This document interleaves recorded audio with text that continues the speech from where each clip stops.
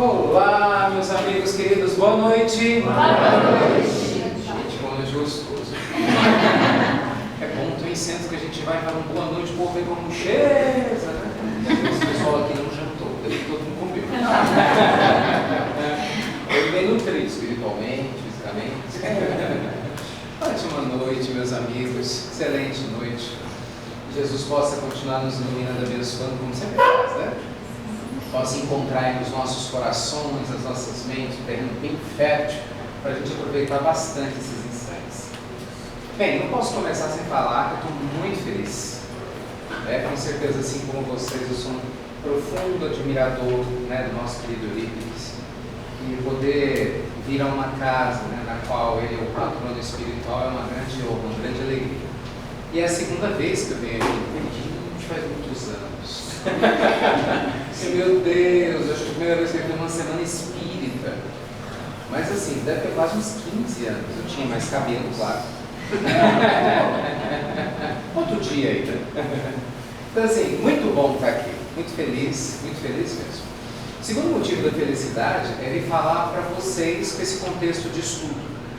Né? Uns amigos que já nos conhecem sabem assim, eu sou um entusiasta e gigantesco desse processo de estudo sistematizado. Porque é uma oportunidade grandiosa que a gente tem de construir com consciência, né, um conhecimento sólido sobre a doutrina, sobre nós mesmos.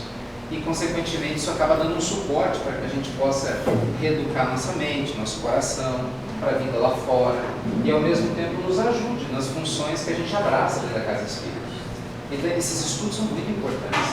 E a gente sabe dos desafios, né? Que a gente começa, não termina. Né? Tem tanto estudo sistematizado, o sujeito vem todo empolgado no início, aí passa 1, 2, 3 reuniões, já começa. Tem gente que arranja dor até no cabelo quando vem, né? Então o cabelo começa a ter sistema nervoso para ter dor. A gente fala, o cabelo dói, não, porque dói o couro cabeludo, o cabelo não dói. Então qualquer coisa às vezes tira o foco do frequentador, não pode, nós vamos conversar sobre isso hoje muito seriamente, não pode. Jesus é muito claro, a cada um segundo as suas obras. Quem coloca Deus em segundo plano não tem o menor direito de exigir que o Senhor da vida nos coloque em primeiro. Então, esses estudos são maravilhosos, são oportunidades grandiosas, né, da gente estar junto. Terceiro motivo é que o estudo permite que a gente interaja. Via de regra, às vezes as palestras públicas, até pela proposta da própria palestra, ainda mais quando o público é muito grande, acaba que não permite isso, meio que um monólogo. E o estudo não, o estudo dá essa possibilidade para a gente interagir. Então, muito feliz. Gente, o tema de hoje foi um presente. E falar de mediunidade já é um presente, né? E falar de casa mental, então, é falar do motor mediúnico. É o presente do presente. Assim que eu encaro. E como é um tema muito especial, e o nosso tempo ele é relativamente curto para a profundidade, né, que esse tema merece, eu queria combinar com vocês, se for possível. Eu já falei, dá o seu jeito lá, né? Combina com o pessoal. Se for possível, me deem só um tempinho, só para a gente trazer a parte teórica, né? Que é legal e importante. E a partir daí, eu acho que para mim é o mais importante, nós vamos abrir espaço para a gente conversar. Pode ser? Você fazer as suas perguntas, tirar as suas dúvidas, porque é essa praticidade, né, que você pode trazer da sua experiência, que é o que vale. Ainda mais no processo de estudos, tá bom? Então, muito bem. Se fosse num contexto, digamos assim, normal, eu me furtaria de falar o que eu vou falar agora. Mas como a gente está num ambiente de estudos sobre mediunidade, me permitam, pelo amor de Deus, sem nenhum intuito de fazer autofotografia, mas falar um pouco, muito rapidamente, da nossa experiência com a mediunidade, antes de entrar nesse nosso estudo. Por que eu falo que a mediunidade, para mim, é um tema muito especial? Porque eu sou uma pessoa extremamente grata à mediunidade. Grata, a gente ainda vê algumas pessoas reclamando, xingando, tira isso de mim, meu Deus, eu não quero, meu Deus, não fala um negócio desse. Não faz uma coisa dessa, a mediunidade é uma bênção. E a minha vida seria infinitamente mais pobre não fosse pela mediunidade. Ela tem um preço alto, muito alto, mas a recompensa, Jesus, não tem dúvida. Não tem dúvida. Eu me reconheço médium, né?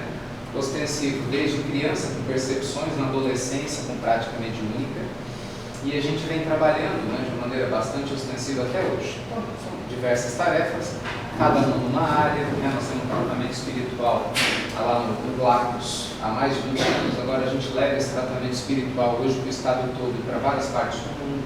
Essa semana que vem a gente está indo para Londres, para outra temporada. Quem acompanha o Pílula do Evangelho sabe que a gente sempre compartilha isso, né? E a gente está indo para os Estados Unidos no ano que vem. E por que eu conto isso? Para a gente entender que o mundo demanda mediunidade consciente com Jesus, que o mundo não tem. É sério, é difícil. Eu vi essa leitura, nossa, como eu me lembro, a primeira vez, quando a gente estava em Londres, um bolo, vocês não fazem ideia do plano. Há 3 anos atrás, os amigos espirituais criaram um caminho, foi, meu Deus do céu, que loucura, que eu estou me metendo, né? Porque o ambiente é muito inóspito, extremamente inóspito. E aí eu fui sem ter a menor ideia do que estava nos esperando. Sempre para resumo da história, nós chegamos sem ter a menor ideia do que ia acontecer.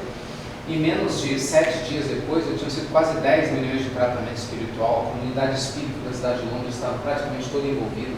Muita gente que tinha resistência no início estava indo no Surdina participar. Nós lotamos um local que eles alugaram, porque lá não tem esses luxos de casa espírita, assim, não esquece, isso é coisa nossa. Lá é tudo muito caro, lá é tudo muito caro. E olha que lá ainda tem algumas casas espíritas e 90% é por causa dos brasileiros que fazem o movimento. E na ida para lá, exatamente uma amiga nossa abrindo o carro e caiu exatamente esse trecho: de graça recebestes, de graça está. E aí eu me lembrava, porque naquele momento era o fechamento de 3 semanas ostensivas na Europa, de muitos desafios. E aí eu consegui entender um pouco de muitas falas do Divaldo que ficam cifradas, ele que é o pioneiro desse processo, né? O Chico abriu a porta porque ele deu o primeiro passo, mas o Divaldo é que criou toda uma pavimentação. E outros tantos vêm após, né, dando continuidade. E a gente consegue entender como a gente é privilegiado, é sério, aqui no Brasil, e às vezes a gente não se dá conta. E eu tinha vindo de uma experiência muito delicada da Espanha, porque lá, como acontece em boa parte da Europa e nos Estados Unidos, a mediunidade ela é paga. Não é por maldade, só vivendo para entender isso, né?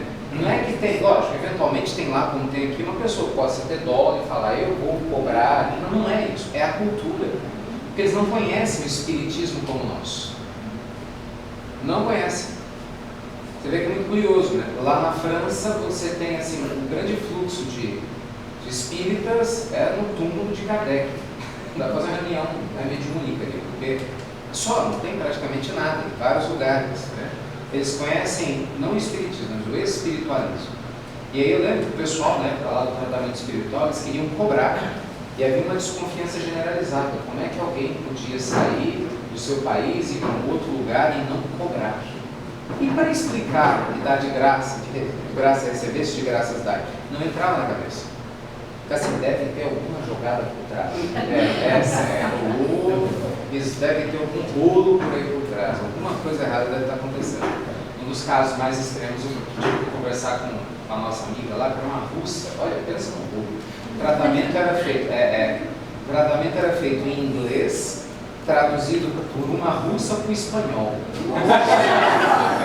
E a coisa funcionou. Só Jesus para explicar isso. Então eu não entendi, mas funcionou. Pensa no rolo. Então nós falamos com ela, olha, se cobrar, eu não faço. Né? Como nessa posição média é a gente, então eu não faço. No final das contas, eles acabaram não cobrando. Vai ficar um mal-estar. Por quê? Porque as pessoas não entendem a importância que o Evangelho ensina, do que o livro dos médios nos estrutura, né? Do que o Espiritismo desenvolve na nossa mente. Então, gente, falar de mediunidade é falar de uma grande ponte que nos liga à verdadeira vida. Eu entendo a mediunidade como uma conexão direta com o mundo espiritual, lógico, né? Com todas as dimensões que estão fora dessa dimensão material, na qual todos nós podemos ter uma ligação mais intensa ou menos intensa, mas ainda assim estarmos ligados. Isso é muito claro. A fala célebre de Kardec mostrando que todos nós somos médios num dado grau é mais do que real, é mais do que verdadeiro. E nós vamos entendendo que a forma como a gente lida com essa mediunidade, com mais seriedade, com menos seriedade, com mais responsabilidade, com menos, isso vai fazer uma diferença nesse intercâmbio. Na qualidade que a gente vai procurar dar esse intercâmbio e na forma como os amigos espirituais vão interagir conosco. Então, falar de casa mental é falar do motor de todo esse é falar do motor de todo esse processo. Vamos estudar rapidinho o que os amigos espirituais falam para nós esse respeito. Essa costuma ser a parte mais difícil das palestras. Desenhar. Você vai fingir que tem uma pessoa aqui, viu? Lembre-se, você é espírita, generoso, bondoso. Aí, vamos imaginar o seguinte: nós temos um negócio, uma dádiva chamada livre-arbítrio. Vamos só lembrar rapidinho da onde veio esse tal de livre-arbítrio. Na sementeira divina, todos nós fomos criados simples e ignorantes. Lá atrás. Segundo André Luiz, em Evolução em Dois Mundos, cada um de nós, só para começar a encarnar na Terra, deve ter no mínimo 1,5 bilhão de anos. Então tem muita gente que se acha jovem, não adianta. Vai ter pé de galinha na perispírito. Nós queremos uma plástica no perispírito. Cuida da mente. Bom que é mais barato, né? Então, assim, nós já temos aí umas idadezinhas razoáveis, né? Então a gente sabe que a gente estagia pelos vários reinos da vida. Assim, a gente vai aprendendo, né, as primeiras estruturações moleculares lá no reino mineral, depois a gente vem despertando a nossa sensibilidade lá no reino vegetal, nós vamos trabalhar os primeiros instintos no reino animal, aí pronto. A gente reencarna numa forma humana. E aqui começa a história do livre-arbítrio. Então, onde surge o livre-arbítrio? O que é o espírito? É o princípio inteligente do universo. Livre-arbítrio surge aqui. Na hora que a gente começa a interagir de uma forma humana, a gente passa a ter um livre-arbítrio. E aí, segundo tudo que a gente aprende, nesse exato momento, eu passo a ser responsável por absolutamente tudo. Tudo. Né? Como diz o povo mineiro, Deodó, tudo que eu faça, de bom ou de ruim, certo ou de errado. E esse livre-arbítrio ele é exercitado por todos os seres através de várias formas de comunicação. A primeira delas, o pensamento, a mais importante. Naturalmente, pensamentos levam a sentimentos, não é isso? Sentimentos levam a sensações, atitudes, né? Eu vou colocar numa sequência aqui lógica, não que necessariamente tem que ser assim, você pode sentir e não falar algo, mas via de regra, né? Eu penso, sinto, falo e acho. E aí um conjunto de ações forma um hábito. Então o que é um bom hábito? Hábito é um conjunto de ações. Então você tem um hábito, então eu faço a mesma coisa várias vezes. Um bom hábito, eu faço a mesma coisa boa várias vezes. Eu tenho o hábito de ler todos os dias. Significa o quê? Todo dia leio um pouquinho. É isso? Eu tenho o hábito de falar mal das pessoas todos os dias. Sou bom nisso, todo dia. Eu vou lá e dou a minha cutucada. Hábito bom ou ruim é repetição. Não é à toa que a gente sabe que repetição é a mãe da aprendizagem. Pois bem, quando a gente passa a ter livre-arbítrio, nós passamos a ser responsáveis por todo tipo de energia que a gente cria. Todos, sem exceção. Os orientais chamam esse processo criativo de karma. Karma, palavra sânscrita, quer dizer roda, movimento. O que é o karma? O karma é o registro cósmico da energia que nós geramos. Aqui no Ocidente, a gente se habituou a achar que todo karma é ruim. Não tem nada disso. Karma é o resultado, é o efeito. Trazendo para a linguagem espírita, é o efeito. Não tem a lei de causa aí? Efeito. Karma é efeito. Então, se eu penso uma coisa boa, o efeito é? Olha comigo. Se eu penso uma coisa boa, o efeito é? Bom. Se eu penso uma coisa ruim, o efeito é? Ruim. Mal. É isso, karma. Tudo gera karma. Ponto. Naturalmente, pela intensidade da energia que eu coloco em cada karma, eu vou ter um efeito mais forte ou menos forte. Pelo nível de complexidade do resultado do que eu estou fazendo, eu vou ter um efeito mais forte ou menos forte. Eu pensei em falar uma coisa ruim para você, eu gerei um karma, claro que eu gerei um karma. Agora eu pensei em falar e falei. Eu pensei em falar, falei e senti ódio.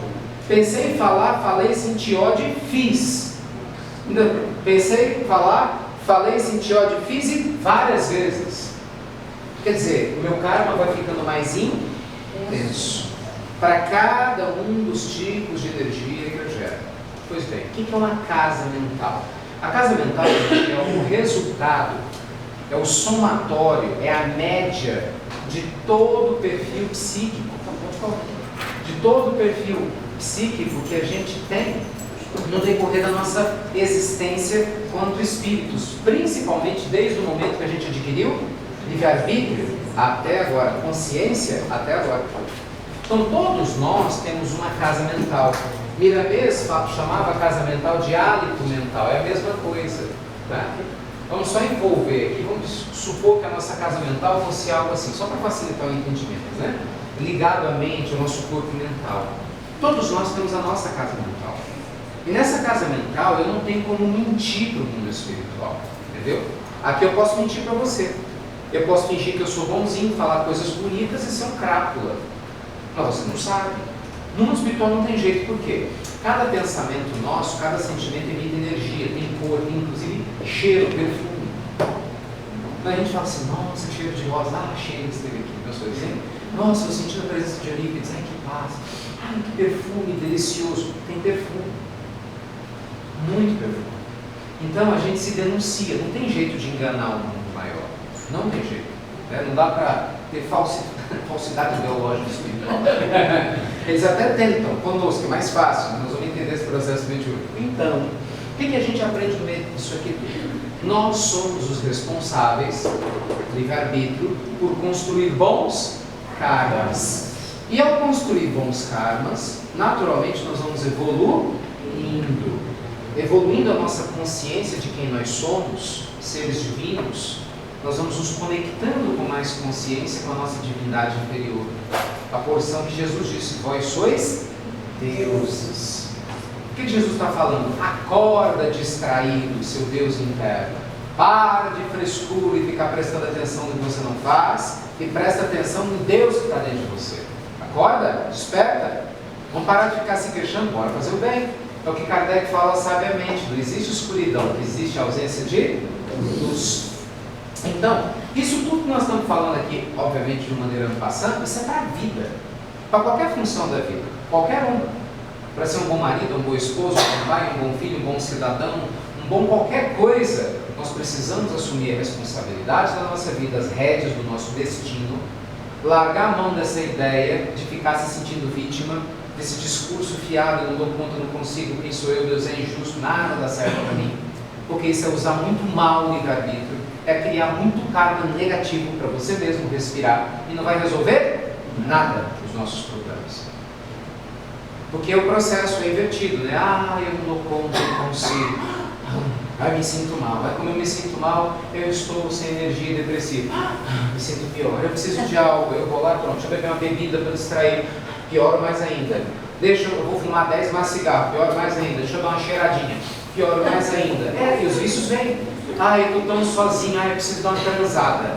Aí o sujeito vai e sai, arranja mais problema na parte afetiva. Entende? É um efeito dominó negativo.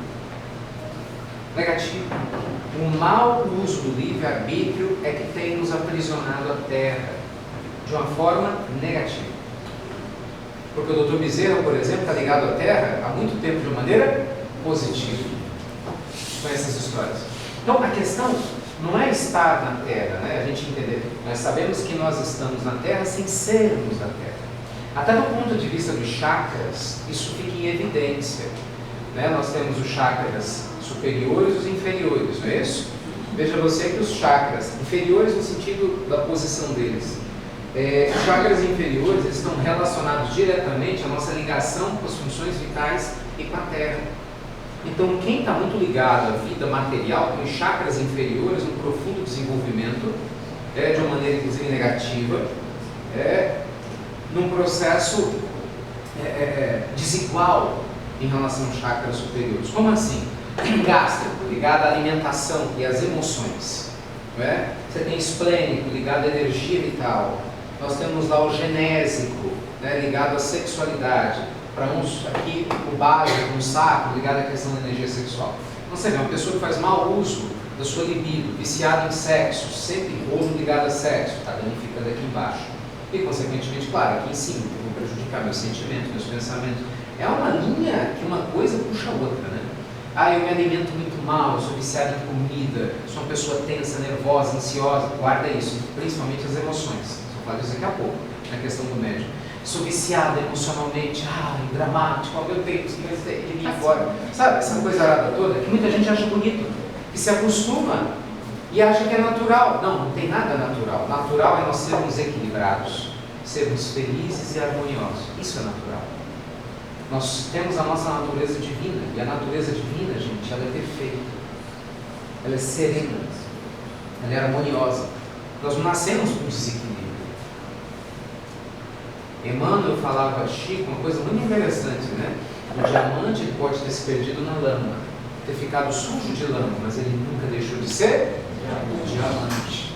Na hora que você pegar esse diamante, jogar uma aguinha nele, ele brilha de ouro. Então nós somos diamantes de Deus, todos nós, né? Todos nós. Não importa o tempo que eventualmente a gente tenha ficado perdido no meio, entre aspas, das nossas lamas existenciais. Medo, culpa, tristeza, arrependimento, né? Sentimentos que muitas vezes nos impedem de crescer. Na hora que a gente decide ligar a luz, a escuridão vai embora. Mas para fazer isso a gente tem que usar bem o nosso livre arbítrio. Emmanuel, inclusive, é mais incisivo. Lá em Pensamento e Vida ele fala da vontade, seguindo a mesma linha que Leon Denis fala no problema do ser, do destino e da dor. Vontade é a direção que a gente dá ao nosso desejo. Não existe uma evolução consciente sem uma vontade consciente. Então pare de duvidar de você e acredite em você. Acredite na sua porção divina que está aí, que é a mesma porção divina de Jesus. A diferença é que ele desenvolveu bem a dele, nós estamos capengando aqui. Mas a porção está para todo mundo igual, porque Deus é único, né? E o Senhor da vida jamais ia permitir que um tivesse mais do que o outro. Então nós temos que liberar o nosso Cristo interno. Para isso a gente reencarna, para ir se desmaterializando dessas tendências e deixando os nossos sentimentos mais nobres se desenvolverem. Nosso Cristo interno vai tomando conta. E consequentemente tudo que a gente toca também. Pois bem, dada essa introdução super rápida, onde que entra a mediunidade nessa história toda? Mediunidade, gente, a gente sabe que é uma conexão direta com o mundo maior.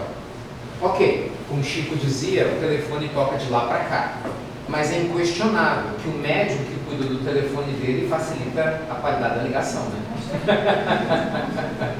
né? É que nem celular. Tudo bem, alguém pode te ligar, mas se você está numa área que tem serviço, é mais fácil, né? Só um minutinho, eu vou achar. Então, assim, nós temos que fazer a nossa parte. Esse é o ponto. E o que é essa parte mediúnica? É cuidar de si próprio.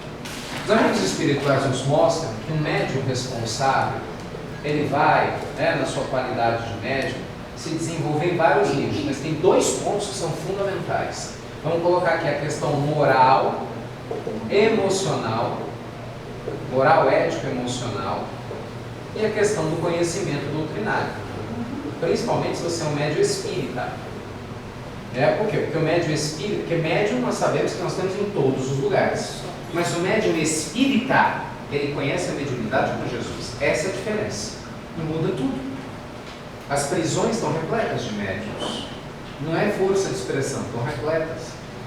A mediunidade não é característica do santo. Não, você tem uma pessoa que faz maldades, que é médium ostensivo, pessimamente influenciado pelas afinidades que possui, como nós vamos ter seres iluminados, né? Que estão lá trabalhando e têm a atenção desses espíritos nobres. Então, é muito importante a gente entender, prestemos atenção nisso, que é nosso dever trabalhar os dois lados. Por que os dois lados? Se eu só trabalho a minha moral e a minha vida emocional, sem dúvida alguma, já vai facilitar muitas coisas. Mas ainda assim vai ficar faltando algo.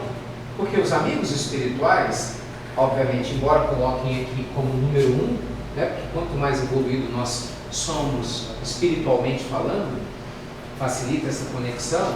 É indiscutível que quem tem um conhecimento doutrinário, que é o que nós estamos fazendo aqui agora, facilita o trabalho deles, em nos ajudar. E onde é que está o processo? Muitos de nós, às vezes, se dedicam muito a esse conhecimento. Nós vamos falar disso hoje, é o nosso foco, casa mental, e esquece daqui, onde ela está diretamente ligada. Na questão íntima, na parte ética, na vida moral e emocional do ser. Nós temos pessoas que conhecem a Bíblia de ponta a ponta, o Alcorão de ponta a ponta, os Vedas de ponta a ponta, Pentateuco de ponta a ponta, as obras de André Luiz de ponta a ponta, mas a alma dos companheiros ainda não conhece, nem a primeira ponta. Está aqui, mas ainda não passou para aqui. E é isso que a gente tem que tomar um cuidado para que não aconteça conosco. Nossa casa mental vai representar o nosso nível de maturidade espiritual. Nossa capacidade de lidar com a vida em todas as dimensões da vida. Não só dentro da casa espírita, em todas as dimensões da vida. É lógico, gente, que uma pessoa equilibrada no seu trabalho, na sua função familiar, ela vai atrair espíritos novos que vão ajudá-la, com muito mais facilidade que uma pessoa desequilibrada. Sim ou não? Sim ou não? Sim. Uai, eu não sou só médium na hora da reunião mediúnica, não. Não, a reunião é toda quarta-feira, toda sábado à tarde. Então eu só sou médium naquele dia. Aí eu saio dali e não preciso mais ter vigilância? Não é assim que funciona. Então a gente precisa entender que o crescimento do ser emocional, do seu ser individual, potencializa a nossa capacidade mediúnica. Tanto em termos de potencialização na parte de intensidade, em termos de pureza de conexão, quanto no tipo de conexão espiritual que a gente vai ter. Isso quer dizer o quê? Que se nós nos esforçamos para sermos seres melhores, para sermos pessoas mais lúcidas, a gente vai atrair, sem dúvida alguma, amigos espirituais muito mais elevados para nos ajudar. Vamos ver o que a espiritualidade superior fala para nós. Esse estudo é interessantíssimo. No livro Mundo Maior, nós assistimos um dos tratados mais conhecidos sobre a psique humana, na ligação que André Luiz faz com a proposta freudiana. Posso pagar aqui? Pode? O que André Luiz nos mostra? André Luiz, logo na introdução do livro, ele começa, os primeiros capítulos, ali daquela história, começa a nos mostrar, lá com a intercessão do Calderaro, de outros espíritos, que nossa mente, nossa casa mental, ela é composta de 3 grandes níveis, de 3 grandes andares, exatamente respeitando a proposta freudiana. O que Freud, a princípio, tinha desenvolvido como despertar da consciência? Freud falava de quê? Do id, do ego e do superego. Vamos fazer um paralelo aqui, olha. Id, ego e superego. Aqui. Trabalho segundo Freud. Muito importante. O que o mundo espiritual superior nos mostra? Nós temos a mente consciente, o inconsciente, o superconsciente, que no fundo tem a mesma significação. Consciente, o inconsciente e o superconsciente. Calderaro utiliza a expressão: imagine um castelo de 3 andares, em que cada andar fala de uma coisa. Isso é a nossa casa mental. Então ele faz uma conexão. Vamos falar assim, o que Freud apresentava de id, ego e superego? Freud tentou desenhar um modelo para representar bem o que seria a mente humana com seus conflitos. Então o que seria o id? O id seria a parte da nossa mente que só quer prazer. É uma criança, não é isso? Quer tudo aqui e agora. Sabe quando a gente fala eu quero, eu quero, eu quero? Não importa a consequência, criança é assim, Isadora, minha filhinha, tem 3 anos, ela faz birra, ela quer chocolate. Papai, eu quero chocolate. Não, filha, agora não pode. Eu quero! Não tem essa noção, eu quero, é uma criança. O nosso id é uma criança. O id é aquela parte nossa que quer fazer coisas independente das consequências. Aí passa uma pessoa bacana, eu quero aquela mulher para mim, eu quero aquele homem para mim. Você não pode, ela é casada, ela é casada. Ou você tem um compromisso, não pode, eu quero. O id é assim, eu quero aquela comida. Não pode, meu filho, eu sou diabético, você é muito doce. Eu quero. O id é assim. O id é que fala para você, você está de brincadeira, você está olhando dedinho hoje à noite, está chovendo. É lógico, fica na cama, amigo, prazer. Então o id busca soluções consideradas mais prazerosas, mais fáceis. Ele é ruim? Não. A parte do id saudável, para quem sabe lidar, é aquela parte da pessoa que se ama, que se concede prazeres, mas sem se escravizar a esses prazeres, percebe? Porque a pessoa que o id domina é um desequilibrado. Isso nós temos que tomar muito cuidado. Aí Freud foi lá no extremo e chamou de superego o juiz. A parte da nossa consciência que julga tudo que a gente faz. Sabe aquela figura do anjinho, do diabinho, né? Esse seria o anjinho, o superego. Você fez isso, Ricardo. Ricardo, que coisa feia. Aí vem a culpa. Alguém que conhece a culpa? Já bateu na sua porta alguma vez? Arrependimento, talvez não. Às vezes eu vou voltar a casa de anime, não sei. Na massa levantou muito. Então o que acontece? Na culpa, a gente tem o quê? Um excesso de superego. E olha, o excesso de superego é tão perigoso quanto o íntimo.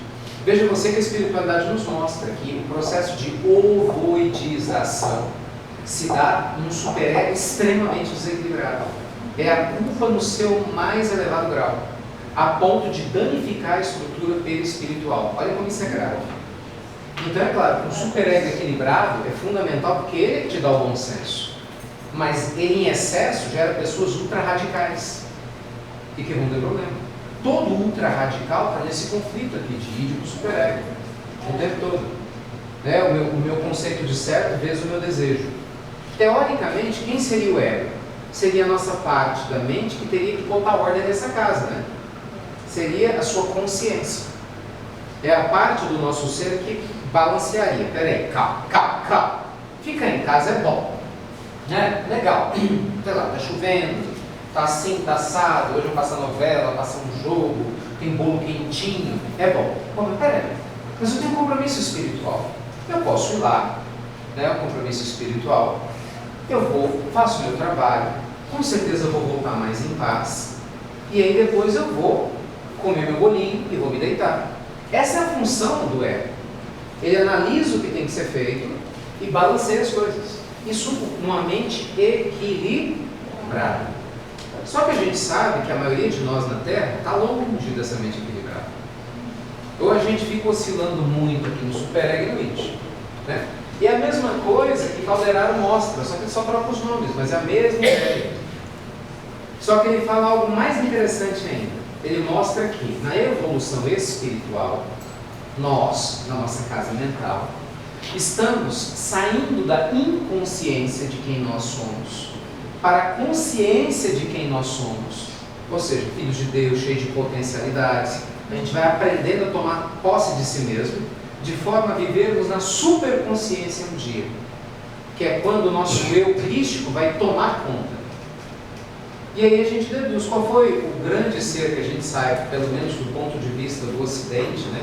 Não só do Ocidente, da história cristã, historicamente falando, qual foi o único ser que viveu na superconsciência aqui na Terra? Jesus. Para não faltar com a verdade dos estudos, né? Se a gente estivesse na Índia ou no Oriente, falaríamos de Krishna, que não tem a documentação histórica como nós temos parcialmente com Jesus, mas que seria um co-irmão do Cristo espiritual na evolução da Terra. Mas independente disso, Jesus inquestionavelmente que é o que a espiritualidade superior nos traz. Então assim, esses seres, eles despertaram tanto o amor incondicional que vive numa superconsciência, quer dizer, uma consciência acima, super, mega. Então nós estamos no nosso dia a dia saindo da inconsciência para a consciência. Ponto, por uma linha, parágrafo. Quando a gente utiliza bem, já para a gente conversar, quando a gente utiliza bem o nosso livre-arbítrio na vida, se esforçando para domar as nossas más tendências, as nossas más inclinações, o que nós estamos fazendo? Saindo do domínio do id, né? E saindo do domínio do superego, para a gente buscar equilíbrio na mente consciente. E aí, trabalhando a nossa consciência por muito tempo, um dia nós vamos para a superconsciência.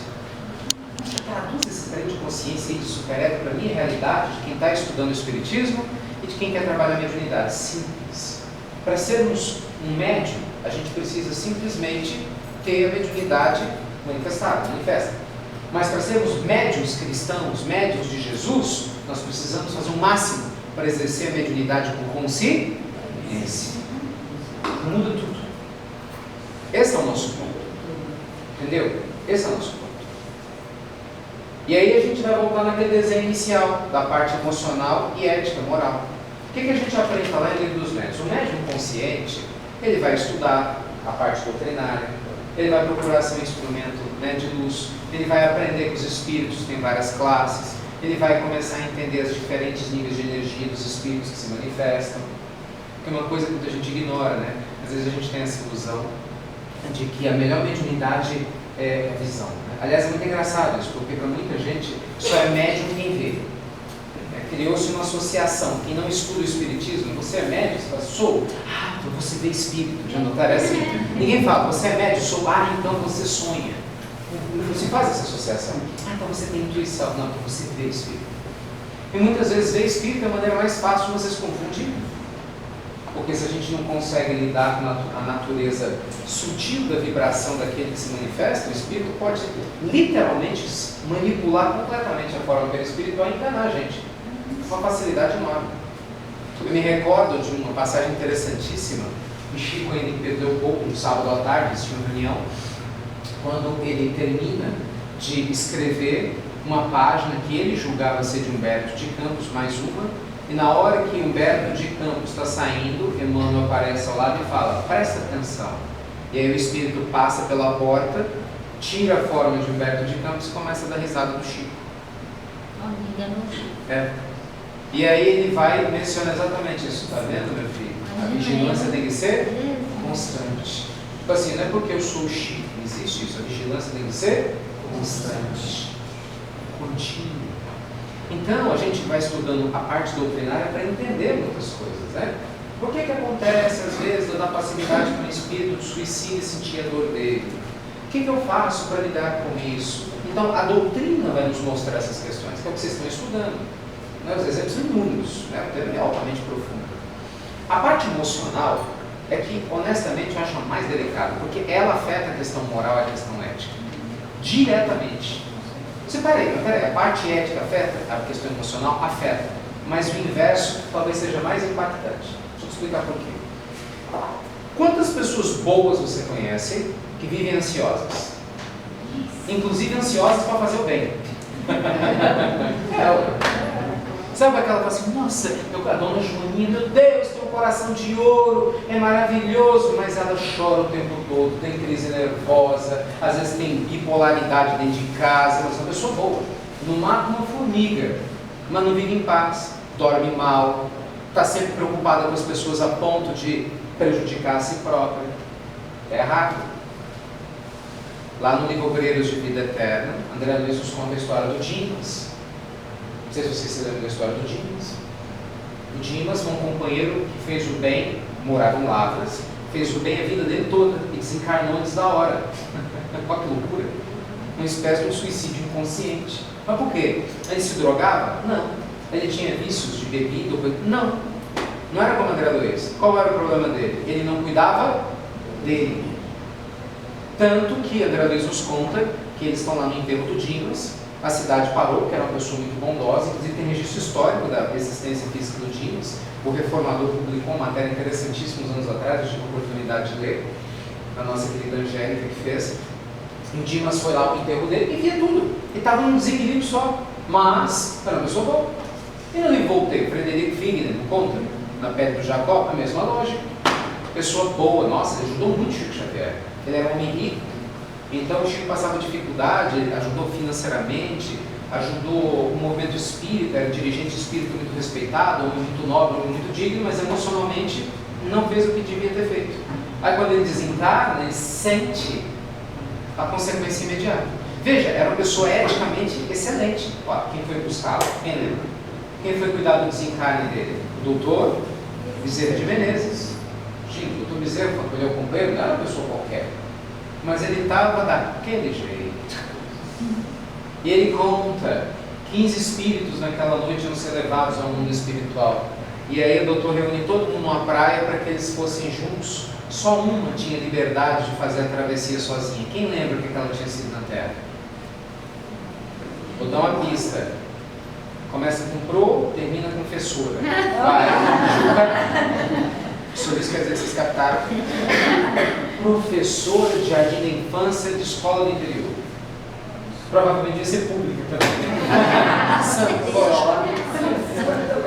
Mas era a professora. Ela amava. Olha que interessante, uma pessoa assim, aos olhos do mundo, ninguém. Literalmente ninguém. Era mais um número. Morreu fulano de tal. Quem? Aos olhos de Deus, gera uma potência da alma. Então veja você como é fundamental a gente crescer emocionalmente. Porque crescer emocionalmente vai sim afetar a nossa conduta ética, a nossa conduta moral. Muitas pessoas se entregam aos vícios e fazem coisas erradas, por quê? Porque emocionalmente estão frágeis. Né? Eu estou lá, por exemplo, inseguro. Isso é uma questão emocional, não é ética. Estou inseguro. Será que eu vou contra? Será que eu consigo? Será que a vida não será? Será que eu vou ser feliz? Será que eu vou resolver meu problema financeiro? Será que ela me ama? Será que eu me traindo? Será? Eu não dou conta, deixa eu relaxar. Começa a beber besteira. Eu não dou conta. Aí começa a falar com fulano, ciclano, é para ter sua atenção. Eu entro na tua que fala mal das pessoas. Eu não estou carente, eu quero fazer parte do grupo, vou falar mal também. Eu não quero ficar sozinho. Mas veja, a origem foi o quê? Uma falta de autoconhecimento. Então a minha reforma íntima começa sim pelo desenvolvimento da minha inteligência emocional. E desenvolver inteligência emocional significa você aceitar a sua divindade. Aceitar que nós somos seres de luz. Porque uma pessoa que reconhece a sua luz não vai ficar se permitindo situações que não tem o menor cabimento. Aí uma coisa leva a outra. Daqui a pouco eu estou falando mal dos outros, daqui a pouco eu estou fazendo uma fofoca do Chico, daqui a pouco eu faço parte da fofoca do Chico, e daqui a pouco, pronto, eu destruí uma família. E me endividei, porque eu gerei um karma muito negativo. Então a nossa casa mental, meus amigos queridos, a gente tem que construir essa evolução passo a passo. Você tenha certeza, todo grande médium, ele é obrigatoriamente um grande ser humano, senão ele não é um grande médium. Você pode ser um paranormal, mas não um grande médium. Um grande médium, na fala da espiritualidade superior, é um homem de bem, um ser humano de bem. Está lá no capítulo 17 do Evangelho segundo o Espiritismo. Homem de bem, no item 3. No item 4, espírita. Esse capítulo é maravilhoso. Os caracteres do homem de bem, né? Como fala aquilo, a gente tem que estudar. Lá no nosso culto, lá em casa, a gente estuda o capítulo 17 o tempo todo. Aí lá de Fabiana a gente lê agora, terminou, volta de novo. Tem que fazer checklist o tempo todo. Ainda mais que tem adolescente em casa, tem que fazer isso. Bora ler. O tempo todo. O homem de bem. O que o homem de bem faz? Tem o homem de bem não faz. Bora fazer o checklist. Ih, eu já dou conta de fazer isso, pontinho. Pensa, daqui eu tô mal. Não. Tá ali. Então, o homem de bem, claro, o ser humano de bem, né? Homem e mulher. Então a gente vai fazendo a nossa parte. A gente cresce em espírito, em moralidade e emocionalmente. Isso muda tudo.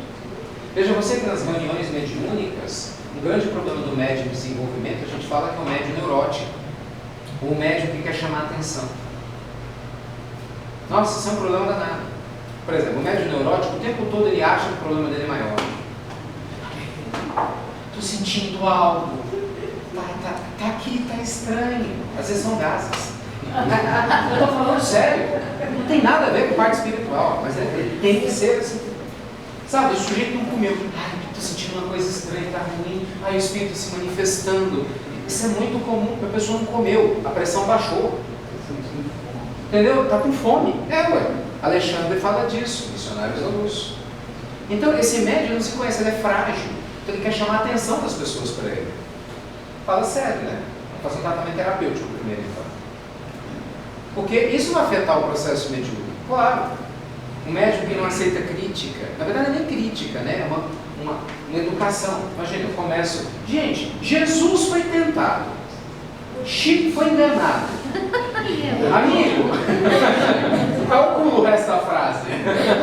Aí eu vou ficar com frescura quando você vem. Será que esse espírito falou mesmo do Ricardo? Era o Ricardo? Não, você tem que me ajudar a enxergar mesmo. Com carinho, amor, mas é lógico. E não vai ter nada errado, muitas vezes não sou. Às vezes sou eu estou dando manifestação. E para quem estuda mediunidade sabe que isso não quer dizer nada de ruim. Muitas vezes o meu anímico vai dar uma mensagem 1000 vezes melhor do que um espírito daria. Depende, né, da posição espiritual do espírito e de quem é você.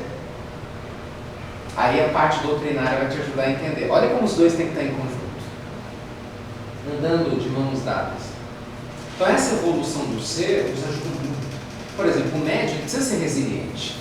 Se o médium não for resiliente, nunca vai ser um instrumento bom para a espiritualidade. O que é resiliência? Capacidade de superar as adversidades, rapidamente, sem frescura. Então assim, o médium resiliente, ele fica triste? Fica, mas não fica dormindo na tristeza.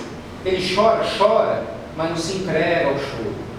O médium resiliente, ele tem momentos difíceis? Tem, mas ele não fica acomodado nos momentos difíceis. O médium que não é resiliente é qualquer coisa é motivo para mim na reunião. Qualquer coisa é motivo, vou sair da doutrina porque eu não estou bem, eu tenho que estudar. Eu vou sair da doutrina porque eu estou passando por uma situação difícil na minha casa. Fulano está doente. Eu não entendo isso. Para mim não é o oposto, você tem que aumentar. Desculpa, gente, honestidade, mas tudo é desculpa, né? Ah, não, hoje eu não vou na reunião. Por quê? Porque é meu aniversário. Isso eu juro que eu não entendo. A pessoa que fala que não vai na reunião pedir do aniversário dela, o que ela está dizendo? Que ela não entende que isso é o presente dela.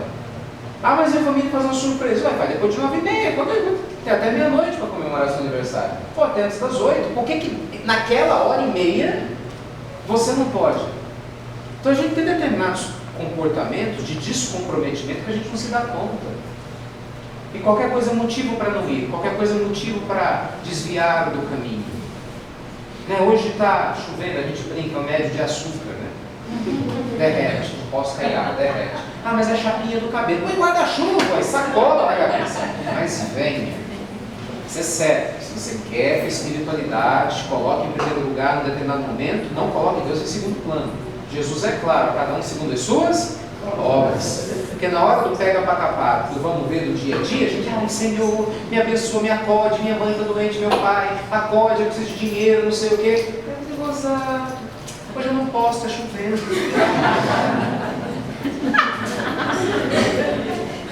Foi mal. Mas já estia, meu filho. Entendeu? Vai debaixo de chuva. Então, assim, qual que é a ideia? A gente vê cada história dos amigos que se dedicaram à mediunidade de uma maneira fenomenal. E não estou falando de apóstolo, não. Não estou falando de uma vida apostolar, do Chico, de tantos outros. Não, é o mínimo de comprometimento que a gente precisa ter. O mínimo. O mínimo de responsabilidade. Gente, a mediunidade, ela matou a morte. Você tem noção do que é isso? A maioria das pessoas no mundo não tem ideia do que seja o espiritismo, nem de longe. A doutrina espírita, junto com a mediunidade, matou a morte, porque nos mostrou que a morte não existe. Nos dá uma nova dimensão da vida. Então, a gente vai ficar com picuinha, com frescura para trabalhar? Não faz sentido. Então, a responsabilidade é importante. Não de uma maneira exagerada, de uma maneira leve, gostosa, mas ainda assim responsável. Eu não posso ser médium de ocasião. Quer dizer, na hora que me interessar, eu vou na reunião. Na hora que me interessar, eu vou passar um dia saudável, que hoje quem passa. Aí, no dia anterior, eu posso fazer o que eu quiser, porque não passa. É muito loucura, né? Ainda o sujeito fala, não, hoje eu preciso passar um domingo tranquilo, porque eu vou comungar de noite. O católico tem isso, vou comungar. É a mesma coisa no passe. O Chico conta uma história interessantíssima. Ele estava em Pedro Leopoldo, ele era católico, né? Antes de conhecer a doutrina, na igreja, inclusive era professor de catequese e tudo. Ele via as pessoas indo comungar, ele viu o padre tirava lá do sacrário, lá das hóstias, tudo iluminado. E as pessoas na fila indo comungar. E era muito interessante que ele dizia que na hora que ele tirava a hóstia, ela estava iluminada. Dependendo da boca de quem entrava, ela se apagava. Em alguns, a luz ia especificamente para uma parte do corpo. Era aquelas pessoas com fé que provavelmente estavam precisando de um auxílio. Então, uns iam com o coração à luz, outros com o estômago, na parte que precisava correspondente. No livro Libertação, essa mesma informação nos é dada por André Luiz quando eles vão visitar uma igreja. É a mesma lógica do passe. Não é nada, tudo igual. A gente não pode comercializar com as coisas de Deus. Ah, não, eu vou na reunião toda semana, só o corpo. Mas a mente está longe. Entende? Então pensa assim, a mediunidade, gente, ela nos dá a oportunidade da gente estreitar os laços com o mundo maior. De ter simpatias de amigos espirituais que sabem que a dureza está na Terra, porque não é fácil estar aqui não. Sabe das nossas dificuldades morais, sim, mas vê que a gente está se esforçando para trabalhar. Você vê que é isso que eles esperam, que Kardec coloca muito bem. Conhecereis o verdadeiro Espírito, completa para mim, pelo esforço. esforço, disciplina, foco. Senão, nada feito. Deixa eu finalizar essa primeira parte. Tanta coisa que eu ia trazer para vocês, tanta coisa, esse estudo é tão profundo, mas eu acho mais importante a gente conversar. De acordo com as suas perguntas ou intervenções, a gente vai agregando. Mas com uma história conhecidíssima, creio que da maioria aqui do Divaldo, mas eu acho que é muito pertinente para todos nós. É sempre uma lição. Divaldo teve um infarto, agudo. E aí estava lá na mansão do caminho, todo perrengue. E aí o médico fala para ele, olha, se der tudo certo, você vai ter 30 dias de vida. Se você não se esforçar e não mexer nada. E ele conta que era 10 para as 8, reunião 8 horas. E aí Joana de Anjos aparece para ele. Lembra da história? Aparece para ele. Ó, minha irmã. E ela brava. Isso aí é muito legal, porque isso é verdade mesmo, né? O povo fica nessa ilusão, nossa, os espíritos puros são tão bons, bons são. Ficam bravos, sou boa, ficam bom. Ai, nossa, o que você tem, Divaldo? Não, ele diz, nossa, fiquei tão magoado. Como assim? É minha mentora, espero que volta, sabia. Eu já volto nessa história, rapidinho, outra anterior. Chico, lá em Pedro Leopoldo ainda, porque era ainda um pouco frescurento, né? Ainda cheio de sensibilidade. Estava lá, vou morrer. Essa história é extrema, vou morrer. Coração, veja, coração nobre, generoso, bondoso, mas frescurento. Vou morrer. E olha que estava falando, vou morrer. Aí ele manda para que foi, Chico? Ah, meu irmão, vou morrer. É mesmo? Eu queria muito te pedir um favor. Se eu morrer, você me acolhe no mundo espiritual? Ih, Chico, não vai dar. Sério, não vai dar. Eu estou com atividade, eu tenho compromisso, infelizmente não vou poder te ajudar. Aí ele fala, é uma sequência que vai aparecendo, né? Aí vem o Dr. Bezerra, mesma coisa, Dr. Bezerra, espírito de Sheila, mesma coisa. Dr. Bezerra, será que o senhor poderia me acolher? Porque Emmanuel está com atividade e eu vou morrer. É mesmo, meu irmão, tenha fé em Jesus, faça uma oração, tudo vai dar certo. Aí ele estava todo tristonho, aí ele fala que a última esperança parece Sheila, né? Toda doce, meiga, suave. Ô Chico, o que foi, meu filho? Que rezando comigo, mãe, vou morrer. É mesmo, Será que a senhora não poderia ajudar? Chico, bem que eu queria, mas eu estou compromissada com o Emmanuel na atividade. Quer dizer, não morreu, né? Não desencarnou, né? Viveu muito. Mas onde é que eu quero chegar? A gente, às vezes, deixa a nossa hipersensibilidade tomar conta, mesmo tendo valores nobres no bem. Então vamos pular décadas na história e voltar no Divaldo. Estou lá, vou morrer. O que você está aí? Ah, o médico falou, minha irmã, se eu não mexer nada, eu tenho 30 dias de vida. A senhora não sabe, eu estou 95% morto. E daí, meu filho, eu estou 100% morto e não estou trabalhando? Mas se você quer ficar aí, olha, veja bem, se você vai morrer de um jeito ou de outro, entre morrer, passar 30 dias sem fazer nada e morrer trabalhando, eu, se fosse você, morrer trabalhando. Eu estou indo para o centro. Se você quiser essa pressa, para 10 minutos. Simples, objetivo e direto. Ponto. Aí o legal é assim, aí ele vai dar um jeito, nossa, é absurdo, insensível. Insensível, esses guias. Aí vai lá, chega você, tem aquela atividade, ele fala, tá corrigindo, um negócio que dói muito, dor no peito, sumiu. Atuou mediunicamente como se não tivesse nada. Estava todo serelepe. Termina a reunião e fala, nossa, estava todo feliz. Comecei a conversar, conversa com um, conversa com o outro, coisa e tal. Aí aparece o João. O que você está fazendo aí? Volta já ao quarto. Senão vão dizer, se aconteceu alguma coisa, foi por causa da reunião.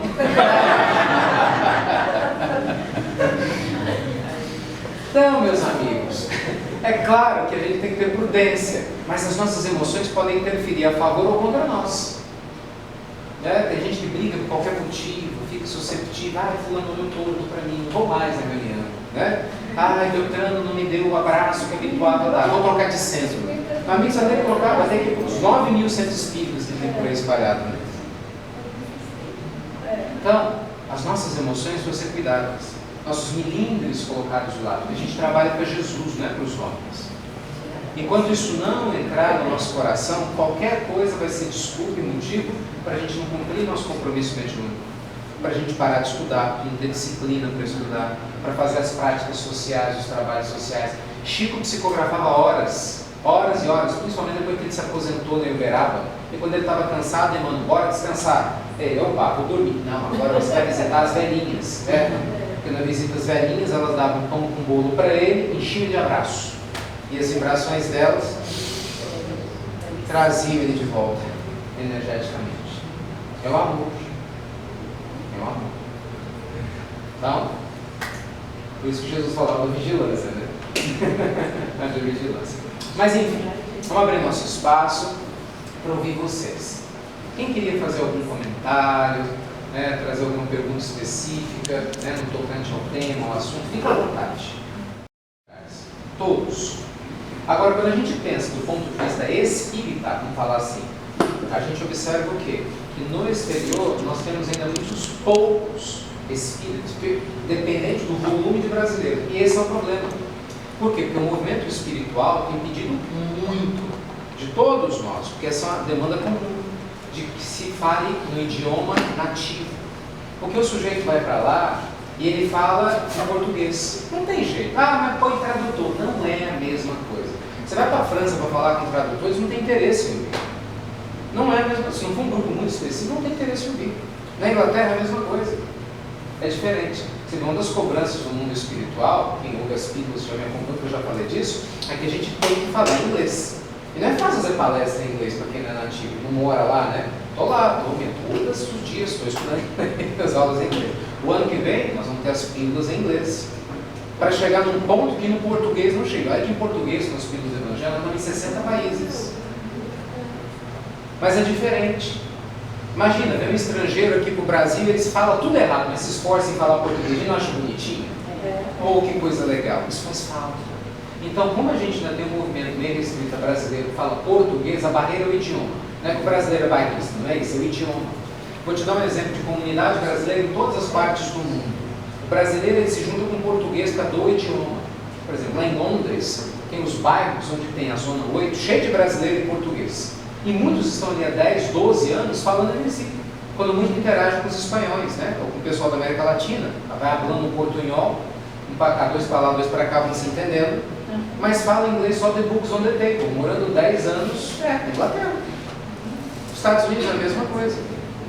Aliás, esse é o drama, na região de Los Angeles, os mexicanos, como eles são uma comunidade muito forte por causa da proximidade lá dos países, me fugiu o nome, da fronteira, você tem um monte de mexicano que fica nos bairros de mexicano não fala inglês, então se isola. É como se viesse um monte de ingleses para cá, ou alemães, ou seja lá o que for, criassem bairros e eles convivessem entre eles, e falassem pouco português. Então é essa barreira que a gente precisa quebrar, né?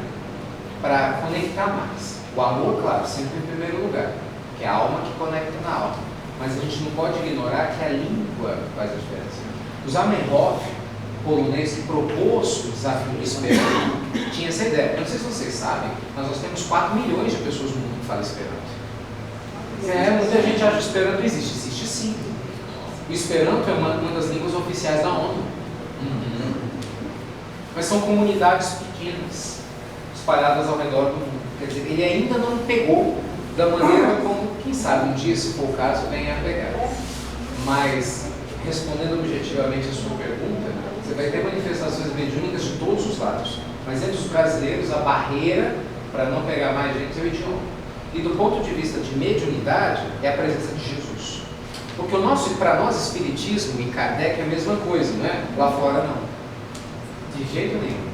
Lá espiritismo é mediunismo. Eles não sabem quem foi Kardec. Nos Estados Unidos, para quem não é brasileiro, eles conhecem vários médicos. Da televisão, por exemplo, João de Deus, né? O seu João lá de Abadiânia, extremamente conhecido cada matéria, que a Oprah veio aqui, e tem um monte de documentário e tal. Não tem a menor ideia quem foi Chico Xavier. Essa semana eu encontrei com algumas senhoras canadenses, professoras de yoga, coincidentemente num voo, por causa do meu trabalho, e aí, enfim, aconteceram situações, fechou um aeroporto, nós fomos para outro, ficamos lá batendo papo, né? E aí elas estavam falando, começaram a falar de médicos, todas elas são médicos. Lá eles não chamam de médicos, são channelers, canalizadores, né? No exterior eles chamam de channel, é um canal. É, o canal. Eles começaram a chamar médium cada séries.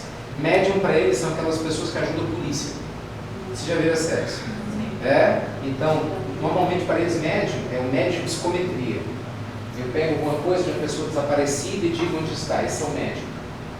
Mas esse médium de reunião e tal, é um channeler, é um canal, é um canalizador. É o que psicografa, assim por diante. E aí ele estava comentando, eles não sabem o que a gente viu. Kardec nem sonho. Os americanos. Sim. Nem sonho. Na Europa, mesma coisa. Então você tem meia dúzia de pessoas que têm esse conhecimento. Por quê? Porque boa parte das obras não são traduzidas. E eles não têm esse contato. Na Espanha, a gente estava na região de Barcelona, falando de mediunidade. Nossa, um desequilíbrio completo, um monte de cada uma. Lembra as senhoras chegaram, cada uma falando da filha, falando do próprio caso, cada um contando os seus casos. Meu Deus, tudo coisa assim, entre aspas, básica para nós que estudamos. Mas assim, vocês já leram Kardec? Quem é? Professor Politi? Tem na internet. Em espanhol. Então, nós temos uma oportunidade grandiosa de trabalho. Acredite nisso. E a gente tem que aproveitá-la com muito carinho. E na França em si, Kardec é bem conhecido? É bem... Não! Piorou. Quer dizer, com sons abertos. Piorou. Mas veja bem, Emmanuel falava, Chico disse aos 4 ventos, né? A árvore do Evangelho foi tirada da planta e trouxe para cá. Você tem no Brasil mais de 30 milhões de franceses reencarnados. Então, assim, por isso que tem um monte de gente que adora a França, doido para conhecer Paris, essas coisas todas. Essa é uma tendência enorme, muitos que viveram lá. Então, assim, hoje você não tem os primeiros centros espíritas que tiveram, não existe mais nada. Até biblioteca, mais nada. Teve uma época que o Divaldo ainda foi e viu uma vez, depois quando voltou já não tinha mais. Repito, a parte da França mais frequentada é o túmulo de Kardec, o Père Lachaise. Exato. Chico Casas Visitantes. Mas vamos voltar para o nosso tema aqui, senão a gente não fala da mediunidade. Porque às vezes parece, como se for ter uma coisa aqui numa prova de emprego, por exemplo. Que alguém com essa experiência se esforça tanto e não consegue, alguém que às vezes não se esforça e não consegue chegar. Excelente.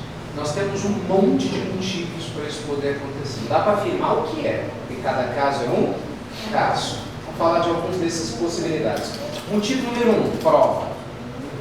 Pode ser que eu, Ricardo, esteja passando por uma prova do desemprego. O que é uma prova? É um efeito de algo que eu fiz ou no passado ou nessa existência, com o objetivo de educar minha alma. Então, se isso for uma prova, enquanto ela durar, eu não vou conseguir nada. Mas eu tenho que tentar. Esse que é o ponto. O pessoal fala, então eu vou desistir. Não, a prova é para isso, tem que tentar. Porque é aí que você vai aprender alguma coisa, seja o que for, dar valor ao dinheiro, valor ao emprego, ter mais humildade. Porque muitas vezes a gente teve tudo na mão e não soube dar o devido valor. Então uma hipótese é prova. Segunda hipótese é repensamento refratário, que é uma coisa que muita gente leva em consideração. O que é isso? Quem vibra na miséria atrai miséria, não atrai Deus. Não tem jeito. Muitas vezes eu falo, eu quero emprego, mas eu vibro no desemprego. O universo traz mais do mesmo. Ponto. Então eu posso até falar, eu quero muito o emprego. Quantas vezes eu vi os amigos espirituais nas nossas atividades apontarem esse como o ponto central dos problemas. Fala assim, eu não vejo por que você está desempregado. Você que está atraindo desemprego. Como algumas pessoas que estão doentes, eu não vejo karma em você. Mas conosco, amigo espiritual, falei, eu não vejo karma em você. Quer dizer, não vejo alguma coisa no seu perispírito que justifique essa doença. Você está criando ela. É a pessoa que vibra no medo. Por exemplo, né? Eu não vou conseguir um emprego. Mas eu saio com esse pensamento, eu não vou conseguir. Aí tem uma entrevista. Eu vou, mas eu sei que eu não vou conseguir. Aí, claro, eu não consigo, aí eu falo. Tá vendo? Não disse que eu consigo. Então a gente tem que vibrar de maneira positiva. Vibrar assim e pedir nas nossas orações, Senhor da vida, né, meu bom Deus, me auxilia, eu desejo muito emprego, estou agradecendo antecipadamente por ele. E se for uma prova, Pai, que eu aprenda o que eu tenho que aprender. Me dê humildade, paciência para compreender, sabedoria o que eu tenho que aprender, para poder vencer essa barreira. E não deixar que a vibração baixe, porque a tendência da gente é o quê? Ficar revoltado, tristonho e abatido. E aí a prova, ela só perdura, né? E a gente fala que Deus é injusto. Isso quem fala para nós é Jesus. Jesus é parábola dos talentos. Qual é a conclusão da parábola dos talentos? Quem lembra? Aquele a quem menos tem, o pouco que ainda lhe resta lhe será tirado. Quem mais tem, mais lhe será dado, e o que pouco tem, o pouco que lhe resta lhe será tirado. É o caso do pensamento. Então a gente tem que se sintonizar. Saúde. Hoje eu estava num hospital, a gente falava lá sobre isso, o pessoal do hospital. Se você vai fazer um tratamento, você tem que vibrar na saúde. Eu conheço uma moça que ela vencendo uma leucemia terrível, câncer feroz, e a menina está lá, eu sou saudável, meu corpo é que por enquanto estou doente. Um adolescente. E essa é a ideia, né? Porque ser saudável é uma qualidade do espírito. Eu fisicamente posso não estar bem. Eu posso estar com problemas financeiros, mas psicologicamente estar saudável. Eu posso ter um problema no meu casamento, mas psicologicamente estar saudável. Eu posso ter um parente difícil para lidar e psicologicamente estar saudável. Então, veja bem, eu tenho um problema, o problema existe, mas ele me afeta o mínimo possível. Gente, isso é possível quando a gente tem o evangelho no coração. Não tem jeito. Né? Porque se a gente for viver um mundo, leite olho por olho, dente por dente, né? Belém, nunca mais estou de Aí entra a questão da casa mental, né? Total. Eu vou armazenando esses pensamentos, essas ideias, sentimentos, essas sugestões e vou comprometendo todo o meu psiquismo. Quer ver um exemplo clássico, Bel, disso tudo? Deixa eu voltar de novo no Divaldo e no Jerônimo. Dois exemplos clássicos da doutrina. O Divaldo contou várias vezes para quem quisesse ouvir. Ele teve um problema na próstata. Ele, quando teve em Betim a última vez, ele falou isso para nós no lanchinho. O pessoal da época da AME que estava lá na mesinha do lanchinho, ele contou essa história comendo torta de palmito. Tive um problema na próstata, ele estava lá, eu mesmo me curei, mentalizando a próstata, o meu filho falou, olha, isso vai dar problema. Ele, não vai. Por quê? Porque ele passou um bom tempo para poder entender o que era. E aí Joana falava assim, olha no espelho e veja o que aconteceu. Para encurtar a história, foi um problema grave, né, que aconteceu na década de 60, uma questão histórica, enfim, e que aquela energia negativa da época, porque ele ficou tão depressivo, tão abatido, que ele chegou a pensar que ele queria morrer. Não era um desejo consciente, mas o inconsciente absorveu. E 20 e tantos anos depois, 30 e tantos anos depois, olha que loucura, olha como a nossa mente é. Estava dando a ele o que eu tinha pedido. Eu não mudei de ideia. O Jerônimo foi um processo parecido. Todo mundo conhece o Jerônimo Mendonça. Quem não conhece o Jerônimo? Levanta a mão. Ah, meu Deus. Não pode. Meu Deus, não pode. Vamos lá, bora. Quem é o Jerônimo? Jerônimo foi um grande espírita que nós tivemos na Terra, com certeza que nós chamamos no mundo espiritual. Um companheiro lá na cidade de Tuiutaba, ele teve um problema grave, uma artrite reumatoide, um grau terrível, né, que levou ele à paralisia completa. Depois ele ficou cego dos dois olhos, né, por questões kármicas, e ainda tinha angina. Fundou 2 casas espíritas, fazia atendimento fraterno. Não, o Jerônimo era assim, estava tendo palestra aqui, ele estava deitado na maca, alguém colocava um microfonezinho e começava a falar, porque ele não ouvia. Então tem histórias homéricas do Jerônimo. E ele aprendeu a ser bem-humorado. O bom humor o protegeu, o ajudou. No final da vida física, ele tomava morfina e gritava de dor, mas a alma estava em paz. É uma história linda. Tem um livro dele, O Gigante Deitado, leio. Chico adorava ele, Divaldo adorava ele. Divaldo brincava, se Jerônimo dizia, né? Fazia as palestras, ele brincava, baiano. Você pode até falar, mas quem sai carregado sou eu. Esse era o Jerônimo.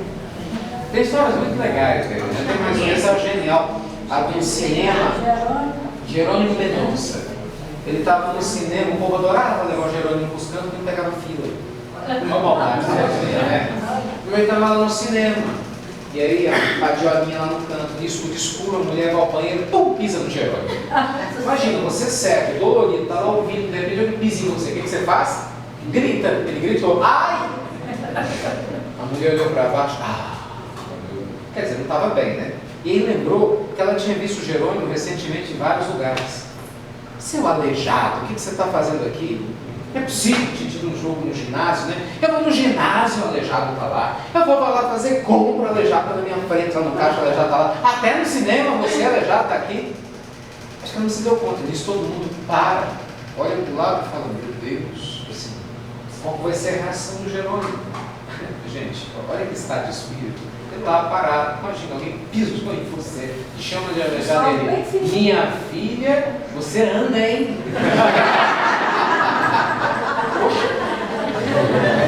E desmonta ela. Ela pede desculpas, volta, chora, estava mal. Ele explica. Jerônimo fazia atendimento fraterno aos domingos. E por aí foi. Enfim.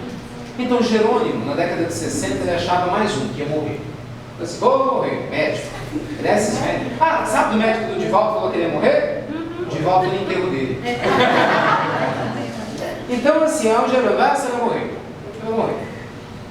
Aí ele, meus céus, ouvido, azar, vai morrer. O último desejo de Jerônimo, se despedir do Chico. Eu adorava o Chico. Os amigos deram um jeitinho e levaram ele para operar. Aí estavam lá na casa da praia esperando Jerônimo, desculpa, na comunidade espírita cristã esperando o Chico. O Chico estava voltando de uma atividade de rua com o pessoal, né, da campanha do Quilo. Aí no que chega, claro, o Chico já sabia, o Jerônimo estava com hemorragia, estava com um pano branco em cima dele, manchado de sangue. Aí vai chegando o Chico com as pessoas, o Chico todo suave, né, tudo doce como ele, né? Meus filhos, desde quem veio nos visitar, é o nosso Jerônimo, olha só, vamos todos dar um beijo nele com muito carinho.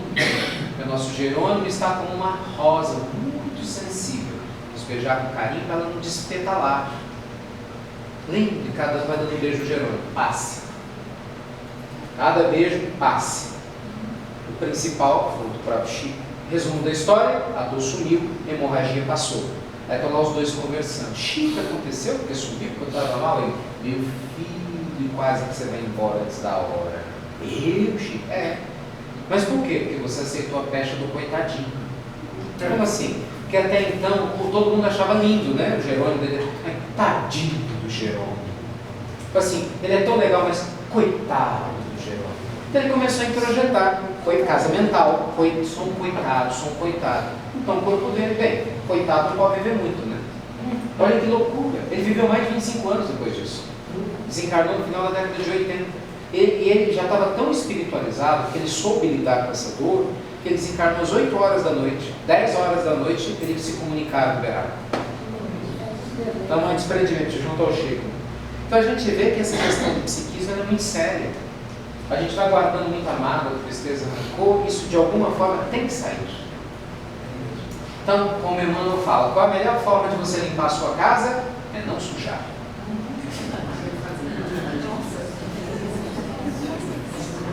Vigilância. Ai meu Deus, eu sei, não é fácil. Como eu sei, não é fácil. Eu já ouvi um ditado que esse lado, que a gente tem que ser cego, ser igual os três na casa, ser cego, tudo em tudo. Para as coisas que não são de Jesus, pensar assim, né? Para as coisas que não são bacanas. Qual que é a ideia? Na realidade, eu prefiro dizer o seguinte, que a gente precisa aprender a ter consciência da nossa luz. Porque a ideia não é fugir da escuridão, é estar aberto para a luz. Porque se você está aberto para a luz, pouco importa a escuridão. O amigo espiritual usa um exemplo simples, mas eu acho tão didático, roupa de frio. E é verdade. Fala assim, o que você acha mais fácil? Impedir que o frio venha lá fora ou vestir sua agasalho? Essa é a ideia. Você veste seu agasalho, o frio vem, você sabe que está frio, mas não te incomoda tanto. Ponto. Do que a gente ficar tentando evitar o mal, porque o outro falou mal de mim, para você. Trabalhe sua luz. Porque trabalhando a nossa luz, ou falando a nossa fé em Deus, automaticamente, entre aspas, a gente fica surdo, né? Porque a pessoa fala uma besteira, entra aqui e sai aqui. Por isso temos dois. Vem algo negativo, a gente enxerga e abençoa. Deus para colocar coisas boas, ao invés de perpetuar o mundo. Sim. Bom, diante dessa situação do mundo, guerra, por exemplo, guerra na Síria, e as notícias veem de graça, de repente você muda o canal numa televisão, cai exatamente naquele momento, está passando uma coisa, uma notícia ruim. Como é que fica a casa mental da gente? Diante de uma notícia que a gente, de repente, é obrigado a ouvir ou Você falou tudo. De repente eu sou obrigado a ouvir. Mas se eu vou ficar com aquilo na minha cabeça, é um desejo meu. É diferente. Porque assim, eu virei o canal, está passando notícia negativa. Se eu vou pegar e vou contar essa notícia negativa para 10 pessoas, se eu vou repercutir ela negativamente, se eu vou começar a pensar como Deus é injusto, que permite que esse mal aconteça, quer dizer, eu dou uma direção à notícia completamente irresponsável, que é diferente. Eu vejo que a notícia negativa entra em oração. Meu Deus, abençoe esses irmãos. Tanto aquele que está sendo agredido, quanto aquele que agride. Que está começando, né? Nem começou o seu processo de resgate ainda. Eu não sei por que são eles que estão lá e eu que estou aqui. Mas me dá a responsabilidade para eu aproveitar bem meu tempo, minha saúde e viver num país como eu vivo. Sabe? Dê forças para cada um deles. Então, assim, a gente impede que o mal prospere na nossa mente, né? No nosso coração. E não é só lá não, é comentário de violência, de injustiça que a gente vê aqui, às vezes, na nossa rua, no vizinho, em todo lugar. Porque senão, gente, a nossa fé, ela trepida. E a gente não pode deixar a nossa fé trepidar. Nada acontece por acaso. Lembre-se disso. Sempre tem uma história. Ninguém é vítima de nada. Nenhum de nós é vítima de nada. Acaso não existe, né? Sempre tem uma história. Ou, senhor? Você falando de volta, eu não sou de volta, não, mas eu tive o mesmo problema. Primeiro, meu coração cresceu, estranhei o pedido. Isso acontece. O médico da Unimed falou para mim, nossa, tem 6 meses de vida. Isso em 83, 6 meses durou muito. Eu falei para o doutor Eugênio, o senhor vai desculpar, mas quem sabe de mim sou eu. Eu tenho uma mente diferente da sua, então por causa disso eu não vou morrer. Ele disse, você não pode jogar futebol, não pode andar, não pode correr e nem trabalhar. Eu falei, então eu morri. Eu morri e não estou sabendo. Então isso passou, eu voltei 6 meses depois que eu tinha falado isso, porque ele estava doente. E eu estou aqui até hoje. Muito bem. Outro dia eu estou numa certa sala fazendo uma preleção e de repente eu comecei a sentir uma dor enorme na cabeça. Eu falei, já sei, você adoeceu, né? Então não tem outro recurso, é procurar cura. Mas lá fora eu não vou procurar, vou procurar aqui dentro. Aí comecei a procurar aqui dentro, né? E terminei a palestra com muito custo, muito sofrimento, que é muita dor. As pessoas que nunca tiveram não sabem, mas é muita dor. As mulheres às vezes falam da dor do parto, eu acho que é mais ou menos semelhante. Então, eu cheguei em casa e fiz a minha prece.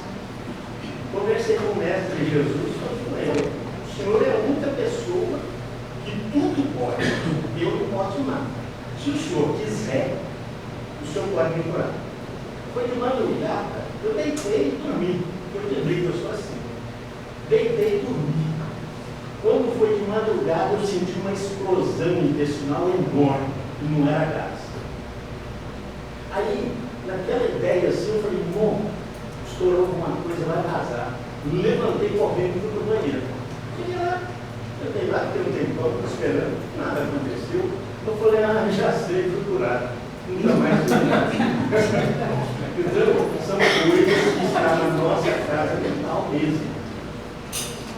Olha, nosso tempo está linda a história, se esgotando, e essa fala maravilhosa do Senhor nos inspira aqui a lembrar. Cada um segundo as suas obras. Gente, não desista de você. Essa é a maior mensagem que o Evangelho traz. Não é? Porque quem não desiste de si, não desista do outro. Não desiste do outro. Não é verdade? Aquele que não desiste de melhorar a própria mente, de ser mais otimista, que não desiste de trabalhar a sua fé, que não desiste de ser um ser humano melhor, vai ter muito mais compreensão, tolerância com o outro. Nós somos o nosso maior laboratório. E a mediunidade é uma bênção, por quê? Porque nos dá possibilidades como essa. Da gente aprender com irmãos que têm o mesmo ideal. No contato mediúnico mais ostensivo, de estar no contato direto, conscientemente com a espiritualidade, cada um com seu tipo de mediunidade, mas está ali. Não é? Recebendo esse contato e reforçando o conceito de que a morte não existe. Então a gente deve sim potencializar a nossa fé, fazer nosso evangelho no lar, transformar a nossa vigilância contínua no nosso cotidiano, ter os momentos nossos de estudos, que é o nosso dever, se tornar um instrumento cada vez melhor para eles poderem habilmente, desenvolver a musicalidade divina através de nós, mas sem esquecer de cuidar das nossas emoções. Eu quero enfatizar isso, porque às vezes a gente fala muito na questão moral e se esquece da questão emocional. Emoções serenas, Jesus fala disso.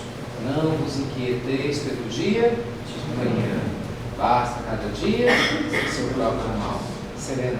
Quando Jesus ele vai produzir, né, um milagre, entre aspas, né, o fenômeno da multiplicação dos pães e dos peixes, João nos conta que a multidão estava lá, mais de 5.000 homens, fora as mulheres e crianças. O primeiro pedido de Jesus é, peça, depois que ele pede, pergunta, o que nós temos aí?